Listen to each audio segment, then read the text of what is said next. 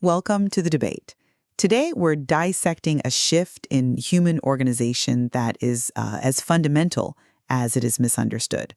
We're moving from the historical default of zero-sum thinking, where, my gain is your loss, to a new paradigm of exponential collaboration.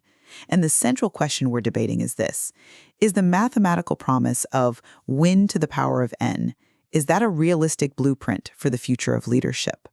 Or does this model just ignore the hardwired cognitive limits of the human brain? I'm the advocate, and I'll be arguing that we are transitioning from a rivalrous economy to a non-rivalrous one, where the only way to win is to stop holding power and start conducting networks. And I'm the dissenter. And I look at that exact same math, and frankly, I see a warning label, not a blueprint. While the potential of networks is high, human constraints, things like Dunbar's number and the state space explosion, they impose hard limits. Uncurated collaboration doesn't lead to exponential value. It leads to entropy. It leads to noise. I believe that without some really aggressive friction management, win to the power of n is just a recipe for burnout. Okay, so let's get straight into the trap we're trying to escape. For most of human history, civilization ran on the logic of the zero-sum game. Now, this was formalized by von Neumann and Morgenstern in the 40s, but we felt it for millennia. It's based on the idea that resources are rivalrous. If I take a barrel of oil, you cannot have it. If I occupy the corner office, well, you're in a cubicle. If I have the gold, you're poor. This scarcity mindset, it drives everything: office politics, trade wars, the way we hoard information. Which makes sense because we live in a physical world where things are scarce. You can't just wish away the laws of physics. But we aren't just trading physical goods anymore. We've entered an era dominated by non-rivalrous goods. Ideas, software, data, processes. If I have a great idea for, say, supply chain optimization, and I share it with you, my stock of that idea doesn't deplete. I don't lose it. In fact, if you improve on it and give it back, we both have a better version. And that is the fundamental shift. We're moving past the linear win-win, which is just simple addition, into what David Reed calls Reed's law. This is where the utility of a network scales exponentially, 2 to the power of n. The limit to growth is no longer the resources in the ground. It's simply our ability to process the combinatorial explosion of ideas. You say combinatorial explosion like it's a purely good thing. But let's look at what that actually feels like on a Tuesday morning in a modern corporation. You call it value. I call it a state space explosion of management costs. You're assuming that every connection is inherently positive, but every new connection, it carries a coordination tax. A tax?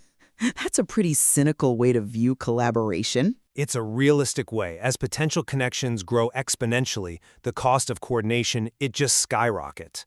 I mean, think about it. If you have a team of 5 people, communication is easy. Everyone knows what everyone else is doing. Now add 5 more people. You didn't just double the team, you quintuple the number of potential misunderstandings. If everyone is connected to everyone in this Reed's Law world, you don't get a singularity of innovation, you get a calendar full of meetings. You get thousands of Slack notifications that require your attention, but honestly provide zero value. So while software might scale exponentially, human attention does not. It is biologically fixed. We're running ancient hardware, our hunter-gatherer brains in this hyper-connected environment. The math of the network says abundance, but the physics of human cognition is screaming constraint. The friction is real, I'll grant you that. But you're treating friction as a permanent wall, whereas I see it as a design flaw that we're already solving. You have to look at the progression of how we scale value. So go back to the industrial age. We operated under Sarnoff's law. This is broadcasting. One source, many listeners. Value is proportional to the number of users, N. This the CEO barking orders to the factory floor. It's efficient, sure, but it's dumb. It doesn't learn. It's also stable. Everyone knew their place. Then came the internet and Metcalfe's law, peer-to-peer connection. The value scales quadratically, N squared. We saw this with platforms like Facebook or Tencent. The ecosystem value grew far faster than the user base because people could talk to each other, not just listen to the center. But Reed's law, it takes it a step further. It's not just about pairs, it's about the subgroups that can form. So, in a network of just 10 people, you have over 1,000 possible working subgroups. Every new participant doesn't just add one unit of value. They literally double the potential configurations of the system. That is the mathematical basis for win to the power of n. You can't tell me that potential isn't worth the coordination cost. I can and I will, because even Robert Metcalfe, the guy you just cited, he later observed a critical flaw in this thinking. He called it affinity decay. The value of a connection is not constant. As a network grows, the average affinity between nodes drops. A network with 1 million nodes has high potential configurations. Sure, but most of them are garbage. It's the quality paradox. As the user base expands, average engagement and quality just dilute. You see this in any social platform or any company that grows too fast. The signal-to-noise ratio collapses. So, you might have 2 to the n potential groups, but how many of them are actually functional? If the coordination costs grow faster than the value of new connections, the system goes negative sum. The pie actually shrinks because we're all too busy managing the network to bake anything. You're focusing on the noise, but you're missing the mechanism of how the value is generated. It's not just about people chatting in a room. It's what economists Paul Romer and Martin Weitzman call recombinant growth. Technical progress, it doesn't come from thin air. It comes from reconfiguring existing seed ideas. And the best proof of this isn't in Silicon Valley. It's in biology. Oh, here we go. You're going to tell me a corporation is like a rainforest. I'm going to tell you that you are alive today because of a merger. Look at the serial endosymbiotic theory.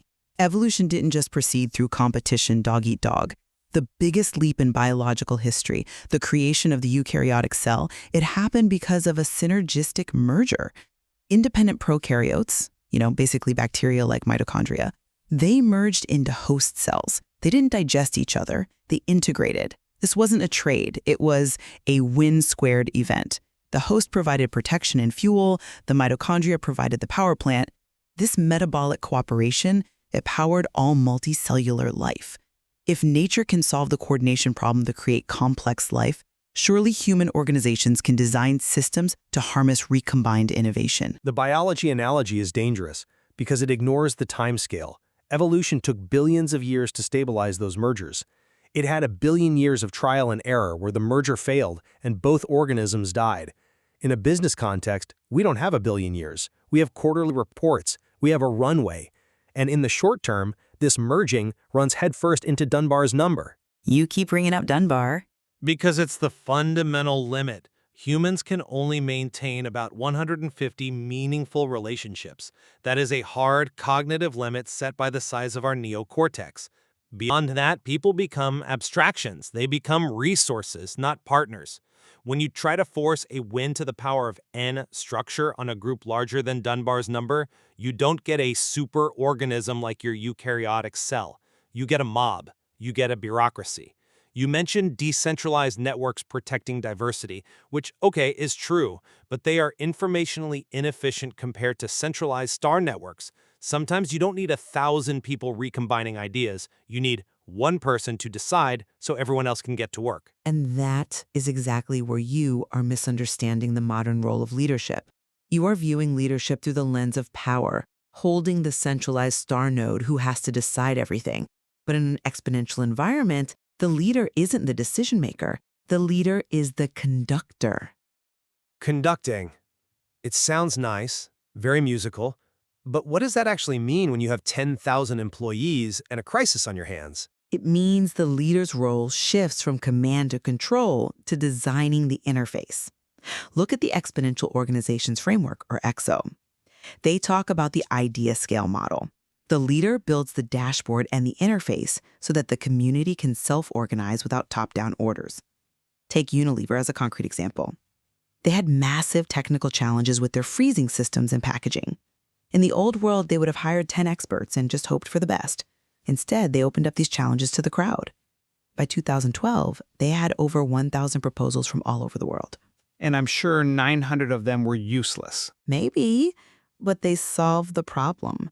Unilever wasn't managing those 1,000 people directly. They provided the platform, the interface. Or look at IKEA's Co-Create program. They use the crowd for design. The leader acts as a conductor of the C factor, collective intelligence. We know from research by Anita Woolley and others that a group's intelligence isn't determined by the average IQ of its members. It's determined by social sensitivity and equality of participation. If one person dominates the conversation, the leader in your model, collective intelligence plummets. The leader's job today is to ensure that social sensitivity exists, to manage the culture of the connection, not the content of the work. I have to challenge your interpretation of those success stories. You call it conducting, I call it strategic nudging. It wasn't a free-for-all. Let's look at the data from the software industry, specifically a Harvard Business School study on open-source projects. This is the holy grail of recombinant growth, right? It's a great example of open collaboration, yes. Well, they found that a 1% increase in GitHub commits led to a 0.3% increase in valuation. Now, you'd say, see, more collaboration equals more value, but wait. The value didn't come from the chaos of the crowd. It came because those contributions signaled expertise and strategic positioning. The firms were shaping the frontier of the code. The conductor you speak of must also be a ruthless gatekeeper. Gatekeeper implies blocking people. It implies filtering for quality. If you look at successful open-source projects, Linux, Python, they are not democracies. They are meritocratic hierarchies with very strict commit rights. Linus Torvalds doesn't just let anyone merge code into the Linux kernel. He and his lieutenants curate it aggressively. If the leader just stands back and conducts social sensitivity, the project forks and dies. The leader has to impose structure to fight the entropy I mentioned earlier. That interface you mentioned in the EXO framework, that's just a fancy word for friction management. You are essentially automating the word no. I think you're confusing structure with control. They aren't the same thing. The interface is the structure, but it's a structure that enables autonomy rather than restricting it. It is about moving from scarcity logic to abundance logic. Let's look at the math again, specifically the diversity prediction theorem. Collective error equals average individual error minus diversity. Collective error equals average individual error minus diversity. It's a beautiful equation. It's not just beautiful. It's the operational manual for the future. A conducted network leverages diversity to reduce error systematically. If you have a room full of brilliant people who all went to the same school and think the same way, your average individual error might be low, but your diversity is 0. So your collective error remains high. But if you increase diversity, you mathematically lower the error of the group. In theory. In practice, look at Shenzhen, China. In 26 years, it went from a fishing village with a GDP per capita of, roughly $2,000 to a high-tech megalopolis at 17,000 plus. How? It wasn't just cheap labor. It became a massive open ecosystem for hardware innovation, what they call shanzai. They didn't respect traditional intellectual property. They allowed for a combinatorial explosion of supply chains and design. One factory makes a board, another modifies it, a third puts it in a new casing. It grew at 23% annually. That is what happens when you remove the friction of intellectual property hoarding, the zero-sum game, and allow ideas to recombine freely. A leader in that environment, a city planner or a platform owner, isn't telling people what to build. They are ensuring the roads, the policy, and the supply lines, the ecosystem, are healthy. That is conducting. Shenzhen is a fascinating example, but it's also an example of extreme agglomeration effects. And let's be honest, it was messy. But let's stick to the leadership point, because this is where the rubber meets the road for our listeners. You rely on the diversity prediction theorem. I agree that diversity reduces error, mathematically. But in the social reality of a company, diversity increases friction. Friction that leads to better outcomes. Sometimes. And sometimes, friction just leads to heat. We run into the quality paradox again. Exponential growth requires exponential curation. If you want to harness this collective intelligence, you need to filter for that social sensitivity you mentioned. But scaling that filtering process is incredibly hard. The debate isn't whether WNN1 is theoretically possible. The math is sound. The debate is whether we have the management technology to handle the friction it generates. We are trying to run a WNN software on Tribalism 1.0 hardware. Unless the leader uses algorithms and automated interfaces to aggressively filter noise, the state space explosion will suffocate the innovation. You can't just conduct, you have to engineer the flow. Okay, I think we are finding some common ground here. That technology gap is exactly why the exponential organization's framework emphasizes algorithms and dashboards alongside community. We are entering a phase where we use AI and machine learning to handle the coordination costs that humans can't. This bridges the gap between Dunbar's number and Reed's law. The leader doesn't manually check every connection. That would be impossible. They design the algorithm that connects the right people at the right time. So the leader becomes a programmer of human interaction? In a sense, yes. This allows us to escape the quality paradox. We can have the scale of the network and the intimacy of the small group. This is the essence of the when power n hypothesis. It's not just about adding more people to the pile, it's about better, algorithmically assisted recombination of ideas. The leader builds the machine that allows the organism to think. That is a critical distinction, and frankly, a bit of a scary one. If you're saying the conductor is actually an AI or an automated system, and the human leader is just the architect of that system, then we might be getting somewhere.